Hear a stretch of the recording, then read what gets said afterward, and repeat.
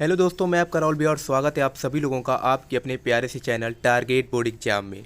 तो दोस्तों, आज की इस वीडियो में हम लोग 2024 बोर्ड एग्जाम के लिए जो यूपी बोर्ड के ऑफिशियल वेबसाइट पर साइंस का मॉडल पेपर अपलोड किया गया है उसका आज हम लोग सॉल्यूशन देखने वाले हैं। ठीक है, क्योंकि मॉडल पेपर आपको छोड़कर नहीं जाना है। मॉडल पेपर से कई सारे प्रश्न जो हैं वो डायरेक्ट आपके पेपर में पूछा जाता है। ठीक है, और मॉडल पेपर से आपके पेपर का पैटर्न भी पता चलेगा कि कैसा आपका पेपर आने वाला है। तो सब कुछ आप लोगों को इस वीडियो में पता चलने वाला है। ठीक है, और ये 2024 बोर्ड एग्जाम के लिए यहाँ पर आप देख सकते हैं, यह पुराना मॉडल पेपर नहीं है, यह 2024 के लिए ही अपलोड किया गया है। ठीक है, आप लोगों के लिए ही। तो समय 3 घंटा 15 मिनट ही आपको दिया जाएगा और पूर्णांक आपका 70 नंबर का रहने वाला है। और जो 30 नंबर होगा वो आपको पता है कि प्रैक्टिकल दिए जाते हैं। यहाँ पर कुछ निर्देश दिए गए जिन्हें आपको पढ़ना है 15 मिनट कि प्रारंभ के 15 मिनट परीक्षार्थियों को प्रश्न पत्र पढ़ने के लिए निर्धारित है। प्रश्न पत्र में 2 खंड हैं, खंड अ तथा खंड ब में विभाजित है। ठीक है, खंड अ तथा ब 3 उपखंडों क ख ग में विभाजित है। प्रश्न पत्र के खंड अ में बहुविकल्पीय प्रश्न है जिसमें सही विकल्प का चुनाव कर OMR सीट पर नीले अथवा काले बाल पॉइंट पेन से सही विकल्प वाले गोले को पूर्ण रूप से भरें। ठीक है, खंड अ में बहुविकल्पीय प्रश्न हेतु प्रत्येक प्रश्न के लिए 1 अंक निर्धारित है। खंड ब में वर्णनात्मक प्रश्न है, प्रत्येक प्रश्न के सम्मुख उनके निर्धारित अंक दिए गए हैं। और आगे दिया है कि खंड ब के प्रत्येक उपखंड के सभी प्रश्न एक साथ करना आवश्यक है। प्रत्येक उपखंड नए पृष्ठ से प्रारंभ किया जाए। और लास्ट जो हमारा निर्देश है वह दिया है कि सभी प्रश्न अनिवार्य है। जैसा कि ऊपर बोला है कि खंड अ जो होगा वो बहुविकल्पीय प्रश्न होगा जिसमें 3 उपखंड होंगे, खंड क, ख और ग। अब ऐसा क्यों बटा है कि 20 नंबर का जो बहुविकल्पीय प्रश्न आप लोगों से पूछा जाएगा उसमें कुछ क्वेश्चंस भौतिक विज्ञान के होंगे, कुछ जीव विज्ञान से होंगे और कुछ रसायन विज्ञान से होंगे। तो इसीलिए 3 उपखंड में बांटा गया है। जैसे पहले उपखंड में भौतिक विज्ञान से क्वेश्चन पूछा गया है। पहला क्वेश्चन है कि 2 पृष्ठों से घिरा हुआ कोई पारदर्शी माध्यम है जिसका एक या दोनों पृष्ठ गोलीय है, तो उसे हम क्या कहते हैं, वह क्या कहलाता है। तो इसका उत्तर आपको पता होगा, डेफिनेशन आप लोग इसका लिखे होंगे कि उसे हम क्या कहते हैं, तो गोलीय दर्पण कहते हैं। ऑप्शन नंबर ए करेक्ट हो जाएगा, कौन सा, गोलीय दर्पण।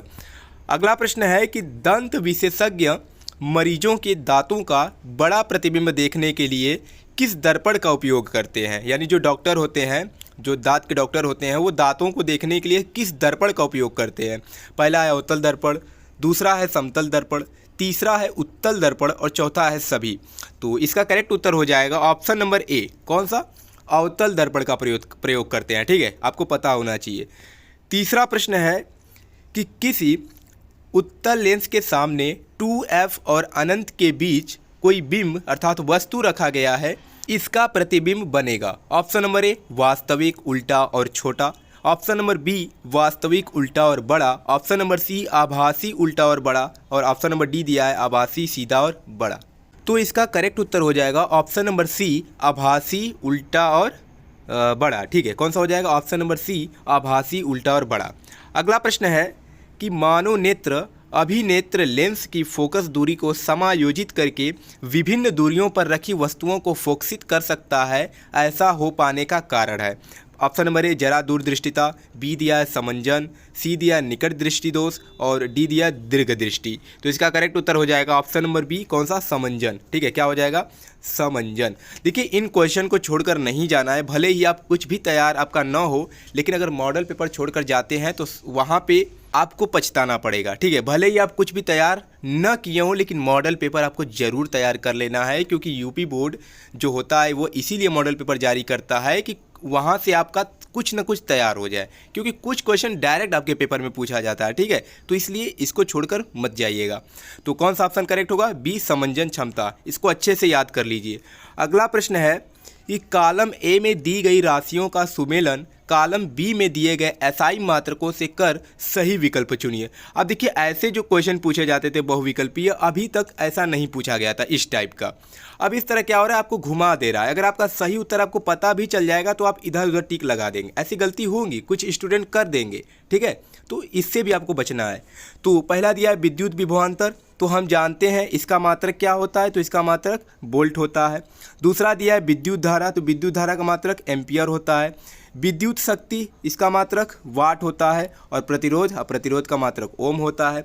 मतलब विद्युत विभवांतर पहले का कौन सा हो जाएगा, चौथा। तो देखिए ऑप्शन में पहले का चौथा कौन कौन सा है, एक ए दिया है और एक डी दिया है, बी और सी तो हट गया क्योंकि इसमें एक दिया था जो कि गलत है। फिर दूसरा दिया है विद्युत धारा, विद्युत धारा का कौन सा है, पहला है। दूसरे का पहला देखिए किस में है, पहले में है कि चौथे में है, तो पहले में दूसरे का दूसरा दिया है, चौथा जो डी है उसमें दूसरे का पहला, मतलब ऑप्शन नंबर डी आपका करेक्ट हो जाएगा। ठीक है, कौन सा ऑप्शन करेक्ट होगा, तो ऑप्शन नंबर डी। ऐसे आपको पता करना है।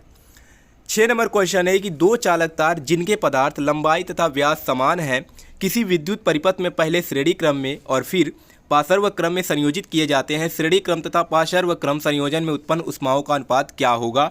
तो इसका जो करेक्ट उत्तर होगा वो होगा ऑप्शन नंबर सी, 1:4 का अनुपात। बहुत बार पूछा भी जा चुका है यह क्वेश्चन, इसका उत्तर आपको याद होना चाहिए।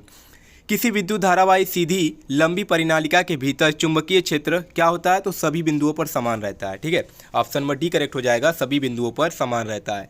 तो ये जो 7 क्वेश्चन पूछा गया था ये आपका फिजिक्स यानी भौतिक विज्ञान से पूछा गया था। अब आता है उपखंड ख जो कि है केमिस्ट्री, यहाँ से देखकर ही आपको पता चल गया होगा। तो बेंजीन का संरचनात्मक सूत्र है, तो आपको पता होगा बेंजीन का सूत्र होता है C6H6। तो संरचनात्मक बोला है तो हमें पता है 6 कार्बन 6 हाइड्रोजन।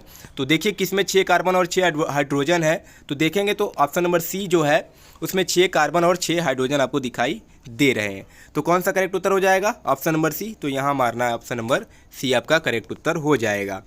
अगला क्वेश्चन है कि निम्नलिखित में समजातीय श्रेणी है। समजातीय श्रेणी का मतलब जैसे ही आप आगे बढ़ते जा रहे हैं कार्बन और हाइड्रोजन की संख्या भी लगातार बढ़ती रहनी चाहिए। जैसे पहले में दिया है CH4 जिसमें कार्बन 1 हाइड्रोजन 4, फिर तथा C2H6 जिसमें कार्बन 2 हो गया हाइड्रोजन 6 हो गया। मतलब एक तो पहला भी करेक्ट हो सकता है, पहला भी हो गया करेक्ट। दूसरे में क्या है, 1 कार्बन है, दूसरे में 2 कार्बन है, ठीक है। हाइड्रोजन 4 है और इसमें भी 4 है, मतलब ये तो गलत हो गया, बढ़ नहीं रहा है इसमें। सी दिया है इसमें 2 कार्बन इसमें 1 कार्बन, ये तो घट रहा है, ये भी गलत हो जाएगा। डी दिया है इसमें 1 कार्बन इसमें 2 कार्बन, ठीक है। इसमें 4 हाइड्रोजन इसमें 6 हो गया, मतलब सही है, कार्बन और हाइड्रोजन की संख्या बढ़ रही है। तो ऑप्शन नंबर 9 का पहला और चौथा दो सही है। तो देखिए कौन सा ऑप्शन है इसमें, पहला और चौथा, तो ऑप्शन नंबर बी करेक्ट हो जाएगा, पहला और चौथा। ठीक है, अगला प्रश्न है क्वेश्चन नंबर 10, पृथ्वी की भूपर्पटी में प्राकृतिक रूप से पाए जाने वाले तत्वों या यौगिकों को क्या कहते हैं। तो इसका करेक्ट उत्तर हो जाएगा ऑप्शन नंबर सी, खनिज कहते हैं। ये आपको पता भी होगा। 11 नंबर प्रश्न है कि दांतों का क्षय कब प्रारंभ होता है। ऑप्शन नंबर ए, मुंह का पीएच 5.5 से अधिक होने पर, मुंह का पीएच 5.5 से कम होने पर, मुंह का पीएच 7 होने पर, या इनमें से कोई नहीं। तो ऑप्शन नंबर बी करेक्ट हो जाएगा कि 5.5 से कम होने पर क्या होता है, दांतों का क्षय प्रारंभ हो जाता है। ठीक है, अगला प्रश्न है 12 नंबर की अभिखतन। अब देखिए ये जो क्वेश्चन है ये भी कुछ अलग टाइप का दिया है। जैसे हाई लेवल में क्वेश्चन पूछा जाता है, जैसे एसएससी का एग्जाम हो गया, यूपीएससी का, उन सब में का ये पूछा गया है कि एक अभिकथन देगा, एक तर्क देगा और उसमें से कौन सा सही होगा। जैसे सीयूटी में पूछा जाता है, जो 12th के बाद आप देंगे, जब सेंट्रल यूनिवर्सिटी में आप पढ़ना चाहेंगे तो उसका एग्ज़ाम आपको देना पड़ेगा। ठीक है, तो ऐसे ही देगा कि एक अभिकथन देगा, एक तर्क देगा। तो वहाँ से इन सब क्वेश्चन का टाइप लेकर आया है। तो पहला दिया है कि जिंक सल्फ्यूरिक अम्ल के साथ अभिक्रिया कर जिंक सल्फेट तथा हाइड्रोजन गैस बनाता है, यह एक विस्थापन अभिक्रिया। यह तो सही है। ठीक है, तर्क दिया है कि जिंक ऑक्सीजन के साथ अभिक्रिया करके जिंक ऑक्साइड बनाता है। तो अगर आप जिंक ऑक्सीजन के साथ अभिक्रिया कर जिंक ऑक्साइड बनाता है, तो अगर आप इसका अभिक्रिया बनाए होंगे तो आपको पता है कि जो अभिकथन है जो कह रहा है वह भी सही है और जो तर्क बोल रहा है वह भी सही ही है। तो कौन सा ऑप्शन देख लेते हैं हो सकता है। तो ऑप्शन ए दिया है कि दोनों अभिकथन यानी पहला तथा तर्क दूसरा सही है तथा तर्क जो है दूसरे अभिकथन का सही स्पष्टीकरण है। मतलब ये ऑप्शन सही है हमारा, बिल्कुल सही है, ऑप्शन नंबर ए। ठीक है, तो ऐसा भी क्वेश्चन आपको तैयार रखना है। 13 नंबर क्वेश्चन है कि निम्नलिखित रासायनिक समीकरण को पूरा कीजिए। इसमें थोड़ा मिस्टेक हो गया है, इन्होंने क्या किया है, रासायनिक अभिकरण को फिल भी कर दिया है। तो क्या इसका ऑप्शन होगा CH3COOH, इसमें भरा ही जाएगा जो इन्होंने भर दिया है। ठीक है, तो ऑप्शन नंबर बी ही इसका करेक्ट होगा। अगला क्वेश्चन है उपखंड ग, अब कौन सा होगा, तो जीव विज्ञान से प्रश्न होगा। 14 नंबर है कि अंतः श्वसन के दौरान वायु प्रवाह का सही मार्ग कौन सा है। ठीक है, सॉरी, कौन सा है। तो ऑप्शन नंबर ए दिया है कि नासाद्वार, फिर कंठ, फिर ग्रसनी, फिर श्वास नली, फिर फेफड़ा। ऑप्शन बी दिया पहले नासा मार्ग, फिर नासाद्वार, फिर श्वास नली, फिर ग्रसनी, फिर कंठ कूपिकाएँ। सी दिया है कंठ, नासाद्वार, ग्रसनी, फेफड़ा। डी दिया है नासाद्वार, ग्रसनी, कंठ, श्वास नली और कूपिकाएँ। तो हमें पता है पहले वायु नासाद्वार से जाती है, तो इसमें देख लेते हैं कि नासा द्वार कौन सा ऑप्शन में है। तो ऑप्शन नंबर ए में दिया है और डी में दिया है। तो हमें पता है नासा द्वार के बाद डायरेक्ट जो वायु कंठ में नहीं जाती है, ग्रसनी में जाती है। तो कौन सा ऑप्शन होगा? तो ऑप्शन नंबर डी इसका करेक्ट हो जाएगा। ठीक है, 15 नंबर क्वेश्चन है कि निम्नलिखित कथन तथा कारण को पढ़कर दिए गए विकल्पों में से सही विकल्प का चयन कीजिए। कथन है कि पिता से प्राप्त क्रोमोसोम से बच्चों के लिंग का निर्धारण होता है, और कारण है कि मानव पुरुष में एक एक्स और एक वाई गुणसूत्र होता है। तो ये दोनों सही है, कथन भी सही है और कारण भी सही है। तो ऑप्शन नंबर देख लेते हैं कौन सा होगा। कथन और कारण दोनों सत्य हैं और कारण कथन का सही व्याख्या करता है। ऑप्शन नंबर ही करेक्ट होगा।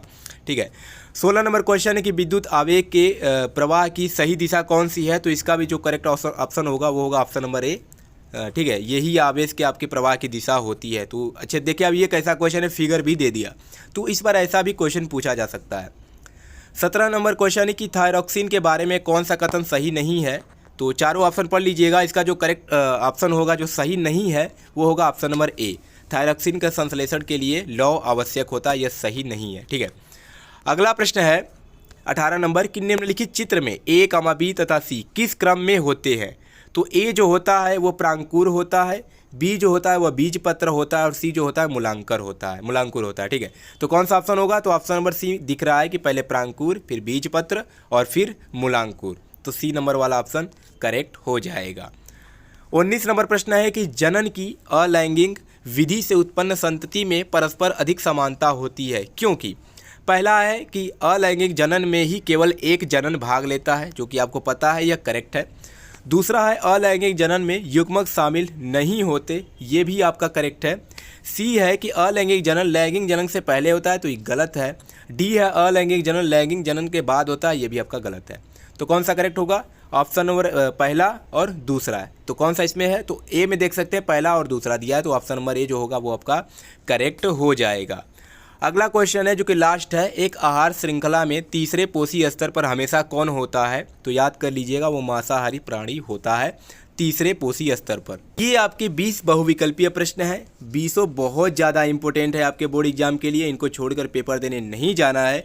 भले ही आप बहुत सारे इंपॉर्टेंट क्वेश्चन देख लीजिए, लेकिन इसको भी देख लीजिएगा, क्योंकि यहाँ से क्वेश्चन डायरेक्ट आपके पेपर में पूछा जाएगा। ठीक है, तो छोड़कर नहीं जाना है।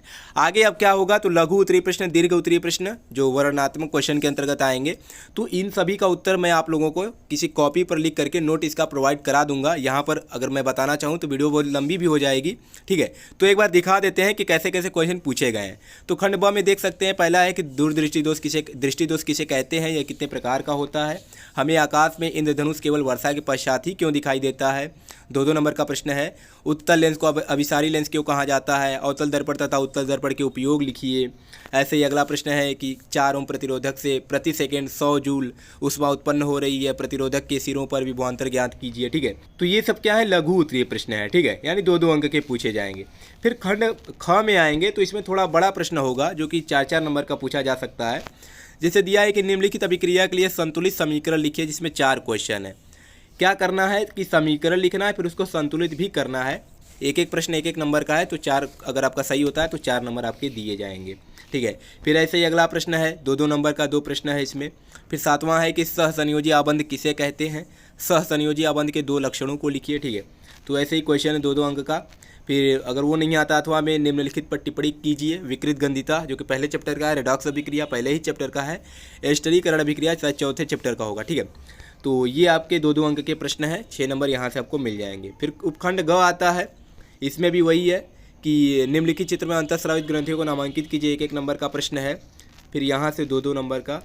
फिर 11 नंबर प्रश्न है कि मानव आहार नाल का आरेख बनाइए और उसमें निम्नलिखित भागों को नामांकित कीजिए। मुख, ग्रसिका, आमाशय तथा छोटी आंत। तो एक दीर्घ उत्तरीय अगर प्रश्न बनता है तो उसमें आपको चित्र बनाने के लिए जरूर देगा। तो जीव विज्ञान में जितने भी फिगर वाले क्वेश्चन होंगे उनको आप तैयार कर लीजिएगा। अथवा स्त्री केसर का स्वच्छ एवं नामांकित आरेख बनाइए तथा उसमें पराग नली की वृद्धि और बीजांड में उसके प्रवेश करते हुए दिखाइए। 6 नंबर का प्रश्न है, जो कि दीर्घ उत्तरीय प्रश्न है। ठीक है, तो यही आपका पेपर था। इन सभी क्वेश्चन को छोड़कर पेपर देने नहीं जाना है, क्योंकि ये मॉडल पेपर यूपी बोर्ड ने खुद अपने ऑफिशियल वेबसाइट पर अपलोड किया है बोर्ड एग्जाम 2024 के लिए। ठीक है, इसमें आपके पेपर का पैटर्न पता चलेगा, साथ में मोस्ट इंपॉर्टेंट क्वेश्चंस भी इसमें दिए गए हैं। ठीक है, तो इन सभी क्वेश्चन को तैयार कर लेना। अगले वीडियो में जितने भी लघु उत्तरीय प्रश्न और दीर्घ उत्तरीय प्रश्न हैं मैं सभी का आपको उत्तर बता दूंगा, लेकिन अभी आपको 20 बहुविकल्पीय प्रश्नों का उत्तर बताया गया है, तो इसको अच्छे से नोट कर लीजिए और जल्दी से अभी इसको याद कर लीजिए, ठीक है। अगर बात पर टालेंगे तो भूल जाएंगे, इसलिए अभी याद कर लीजिए। चलिए मिलते हैं नेक्स्ट वीडियो में, धन्यवाद।